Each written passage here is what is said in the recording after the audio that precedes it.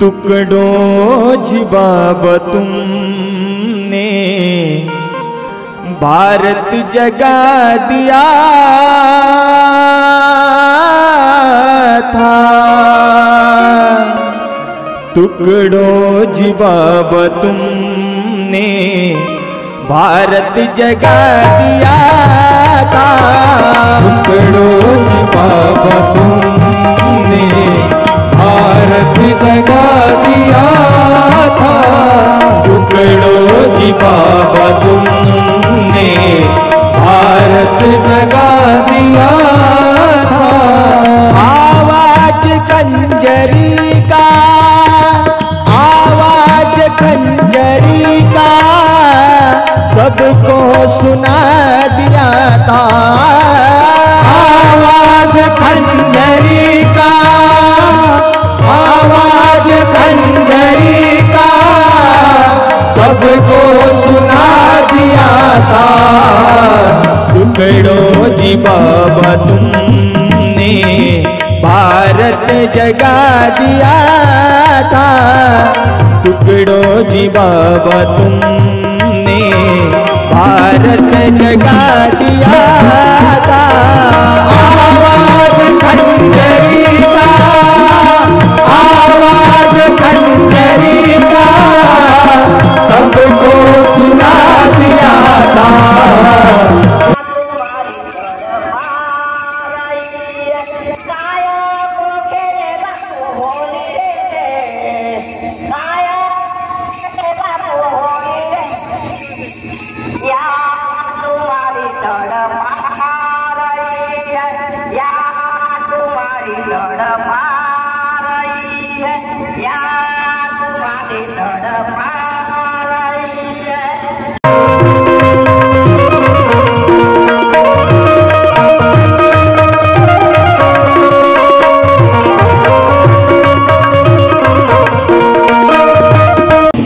भारतवर्षाची चालीरीती अत्यंत योजनाबद्ध होती, याने चाले सगळे शोधलेचे समाज विषय कसा आहे की आमच्या साधू संतांनी पूर्वजांनी जी काही आमच्या मागची परंपरा लावून दिली त्याचा उद्देश मात्र आम्ही समजून घेतला नाही। फक्त आम्ही साधू संतांना पूजत गेलो, त्यांच्या नावाने उत्सव साजरे करत गेलो, काले करणं, कीर्तन करणं, भजन करणं, महाप्रसाद करणं, पण जो उद्देश होता नेमकं साधू संतांना जे समाजाकडून पाहिजे होतं, ती अपेक्षा होती, ही अपेक्षा मात्र आम्ही पाच होळीला मिळवली। संतांनी सांगितलं एक आणि कसं भजन, म्हणून महाराष्ट्राला भजनात संत लोक पूजत नाही, उनकी बात सुनो पैरों पर झुको नहीं अमल करो। साधू संतांना पूजन एका नाही पूजलं तरी चालेल, आणि महाराष्ट्राला भजनात म्हणतात सत्य कामं किया जन्मेचे स्नेह तुझे प्रभू नाम लिया। पण संतांचा जो उद्देश आहे तो उद्देश आणि त्या उद्देशाप्रमाणे कृती, या दोन गोष्टी जर आपण साध्य केलं नाही तर आपल्या जीवनात काहीही होणार नाही। म्हणून आपला एकदम कार्यक्रम आयोजन करण्यामागचा उद्देश हा प्राथमिक पाहिजे, प्रामाणिक पाहिजे। सोन्या चांदीचं दुकान आहे नाही आहे, कारण आहे ना, सोन्या चांदीचं दुकान नाही कारण ग्राहक नाही। जोपर्यंत ग्राहक जिवंत आहे तोपर्यंत काही शक्य नाही। म्हणून संतांनी काय केलं, हृदय परिवर्तन केलं। जोपर्यंत ग्राहक भेटणार नाही तोपर्यंत हे व्यवसाय सुरू आहे, ग्राहक सुरू आहे, व्यवसाय सुरू आहे। शासनाला दारूबंदी करायची नाही, एक लक्षात ठेवा. अनेक गावामध्ये आतापर्यंत दारूबंदी झाली, सुरू झाली, गावातल्या राज्यातही झाली. पण पिणारा माणूस जोपर्यंत जिवंत आहे तो तुमच्या गावात नाही, बाहेरच्या गावात नाही, मुंबईच्या ज्या राज्यात नाही त्या राज्यात. आम्ही आदिलाबादला कापूस देत होतो, आदिलाबादला दारूबंदी होती, तर तिथले लोक त्या गाडीवाल्याला सांगायचे तुमच्या महाराष्ट्रात हे कापूसवाले दारूबंदी आहे. म्हणजे पिणारा माणूस जर जिवंत असेल तोपर्यंत दारूबंदी होणार नाही, अजिबात होणार नाही. शासनाने जर मनात आणलं, शासनाने जर मला माहिती एका रात्रीतून नोटबंदी झाली, बरोबर आहे, एका रात्रीतून नोटबंदी झाली. शासनाला जर मनात आणलं तर एका रात्रीतून संपूर्ण भारतामध्ये दारूबंदी होऊ शकते. पण शासनाला ही दारूबंदी मुळात करायची नाही. सर्वात जास्त शासनाला जो औपचारिक करायचा तो दारूपासून मिळतो. म्हणून हृदय परिवर्तन माणसांनी काय केलं, माणसात परिवर्तन केलं.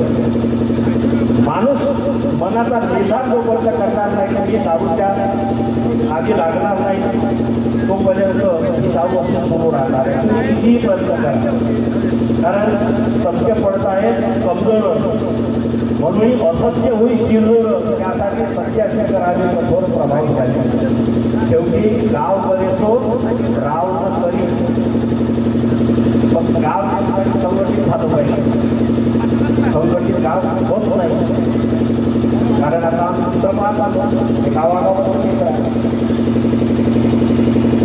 संघटना फार महत्वाची आहे, आणि संघटनेपुढे पोलीस मोठा पण आम्ही विभाग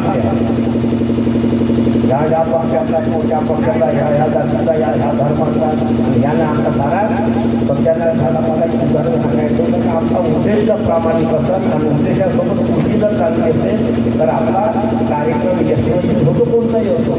हे उदाहरण सांगतात. एका गावात भागवत होतं आणि साऱ्या गावातले लोक जे भागवत ऐकायला जायचे, गावाचे शेजारी बगीचा होता, आणि त्या बगीचाचे तो बगीचा राखणारा पण भागवान होता. आणि त्याची खूप इच्छा होती की आपण भागवत ऐकायला गेलो पाहिजे. पण त्याच्या बगीच्यामध्ये फळाची झाडं होती, फुलाची झाडं होती, मोठे मोठी झाडं होती, त्याच्यावर होते बंद होते. हा युट्यूबमध्ये आपले लेखो मला भागवत ऐकायला जात आहे, पण तुम्ही या झाडावर आहे ते बदलून तुम्ही काही चिंता करू नका. मला भागवत ऐकायला जात आहे ना का आम्ही झाडाच्या खाली उतरणारच नाही. बाबांमुळे 15 वर्ष लक्षात ठेवा. हा गेला भागवत ऐकायला, हे 15 झाडावर थांब झाले. एक म्हणजे कापेमध्ये पुस्तकं बसूनच राहतात. हे काही हा भागवान ह्या झाडाच्या खाली ओढत होता, आपणही पाणी ओढू हो बरोबर आहे.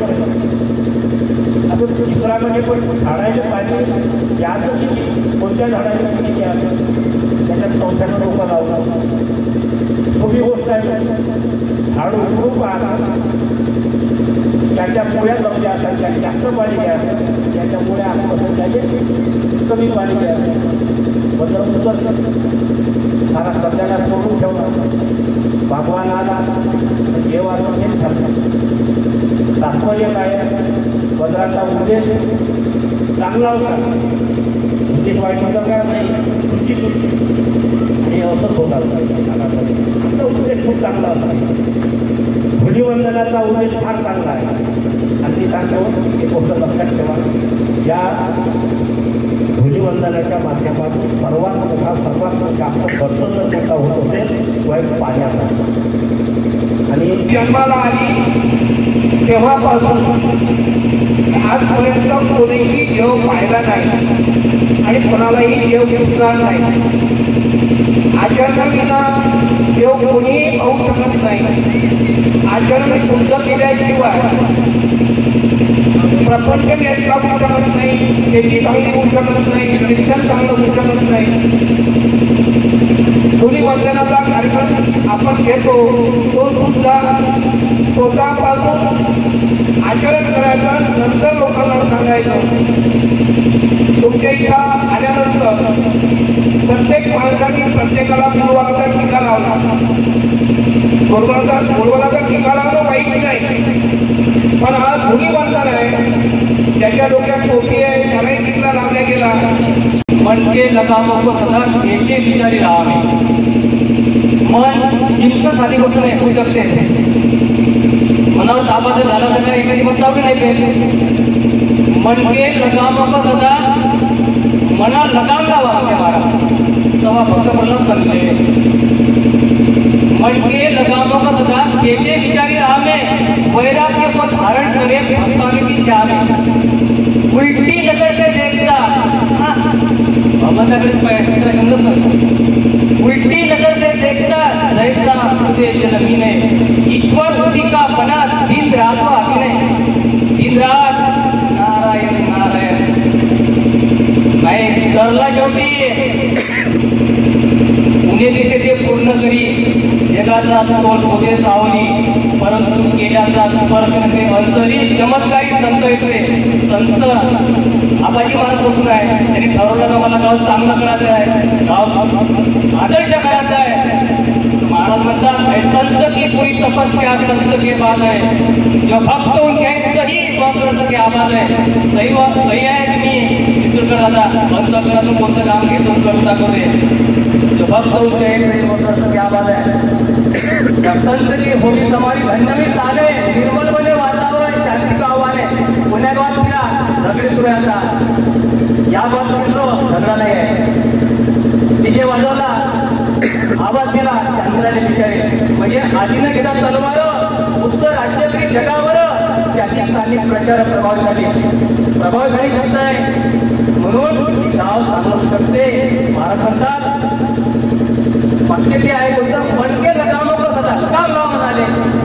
फक्त प्रल्हाद म्हणले मनके लगामों को सदा खेचे विचारी राहावे. विचारानं ते वैराग्य प्राप्त झाला. फक्त प्रल्हाद म्हणले मनके लगामों को सदा खेचे विचारी राहावे, वैराग्य को धारण करे भक्ताने की चाहे. मोठं प्रश्न नाही शेवटी भक्त झाले. तो सिद्धांत असा आहे की या गावात दुसरं वास्तव्य आहे. इंसान का मुख्य मकसद उसका कार्य है. तो कभी भी हाथ रहा इंसान का मुख्य मकसद उसका कार्य है. इसके वजन में वो है कारण उसका शौर्य, इसके हाथों में लक्ष्मी है बड़ा उतारे, उसके किरण मंगल करे सत्ता सूर्य.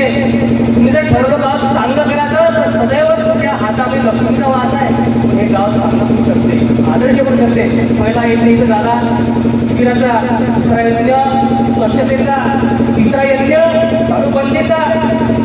म्हणजे दारूबंदीचं महत्व असं आहे मजूर कष्टाने पैसा मिळवते तो ही दारूपायी उजळती. मुला बाळा दुःखात पडते वेळ तुझी जुनाची म्हणजे आपल्या संसाराची आपल्या मुलाबाळाची दुर्गती होते. दारूबंदी झाली पाहिजे आणि तो पैसा आपल्या संसारामध्ये मुलाबाळांना आपल्या संसाराच्या चांगल्या योग्य कार्यात आणला पाहिजे उद्देश आहे. म्हणून मनावर संस्कार केले दारू सोडायची दारू प्यायची नाही. या अभिनव धुलीवंदन कार्यक्रमाच्या समारोप प्रसंगी उपस्थित मंचावर आदरणीय कृष्णाभाऊ पाहुणे, नागपुरेजी, आपल्या घरातल्या पोलीस पाटील, आमचे आदरणीय गावजीजी, आश्रामजी आणि आपल्या 2-2.5 तासापासून आपल्या भजन मंडळासह या रामपूरमध्ये मिरवणुकीत भजनाची सेवा देणाऱ्या सर्व माझ्या मायमावल्या माता बंधू आणि वगैरे युवक मित्रांनो, आपल्या गावामध्ये गेल्या 16 वर्षापासून सातत्यानं हा अभिनव धुलीवंदनाचा कार्यक्रम सुरू आहे. हा कार्यक्रम 30 वर्षाच्या अगोदर वर्धेतून सुरू झाला सार्वजनिकरित्या. त्यानंतर तिथून एक गाव तयार झालं आपल्या सेलू तालुक्यात सुरगाव आणि तिथून मग सगळीकडे या अभिनव धुलीवंदनाच्या सोहळ्याचं जवळजवळ वर्धा जिल्ह्यात 25 ते 30 गावापर्यंत पोहोचलो आणि सार्वजनिकरित्या अभिनव धुलीवंदनाचे सोहळे गावागावात महाराज एका श्लोका म्हणतात, श्लोकामध्ये म्हणतात, गुरुदेव सेवा मंडळाचे कार्यना माझे तुझे, गुरुदेव सेवा मंडळाचे कार्यना माझे तुझे, परिवर्तनाची पाहिजे प्रभूची आणि सर्वांची, हा संदेश म्हणी घेऊन गावातला प्राणापणा आज पुरा धडधडी तर सामुदायिक राहणार. गुरुदेव सेवा मंडळ म्हणजे केवळ जुनी परंपरा पाळण्यासाठी निर्माण झालं नाही, तर यामध्ये देशकाल मान परिस्थितीप्रमाणे काल सुसंगत असं योग्य परिवर्तनाची दिशा समाजाला देणं हे गुरुदेव स्वामींचं काम आहे. आणि हे जे सत्ता आहे या चौकात आपण वैराग्यमूर्ती गाडगेबाबांच्या चौकाचा कार्यक्रम घेतो आहे आणि त्यांच्या परिवर्तनाच्या विचाराची पताकातून आम्ही घेऊन निघालो. ते वंदनीय राष्ट्रसंत तुकडोजी महाराज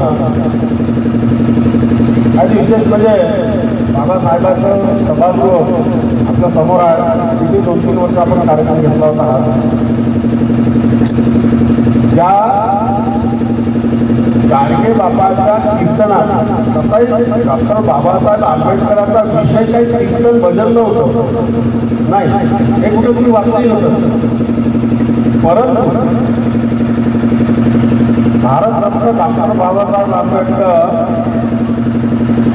अशिक्षित पण महाज्ञानी गाडगे बाबाच्या कीर्तनात 3 तास बसून कीर्तन ऐकले. तर गाडगे बाबांचे विचार परिवर्तनीय होते. मराठी कृष्णा भाऊनं फार विस्तृत सांगितलं की जेवणाचं साथ मोडा पण आपल्या मुलांना शिकवा.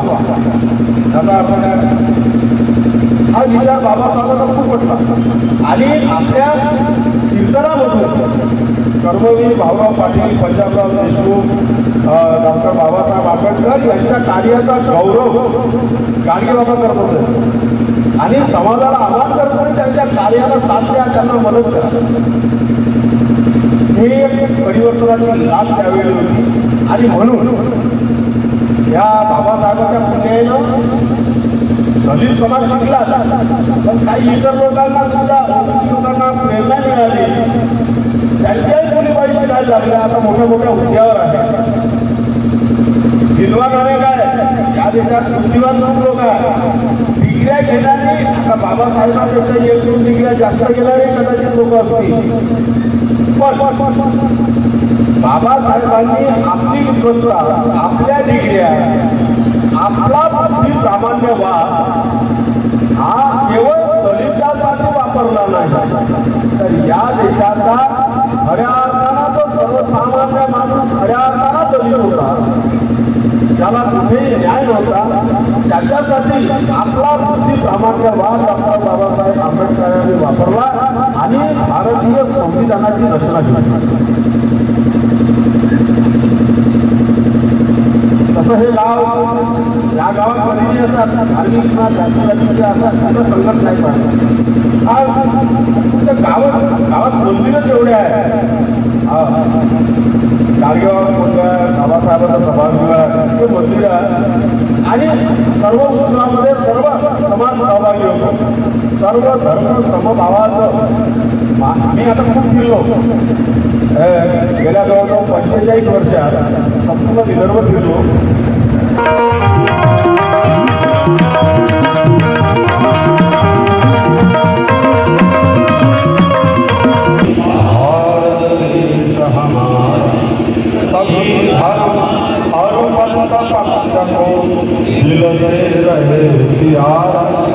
विजयी हो, विजयी हो, विजयी हो भारत देश हमारा, निर्भय हो यह देश की माता, मंगल कीर्ति करानी, सशील और निर्मल मन से वीरों को बजानी, साधुनी हो यह देश की जनता, जीवन सुख सजवानी, रंग ठिकाणी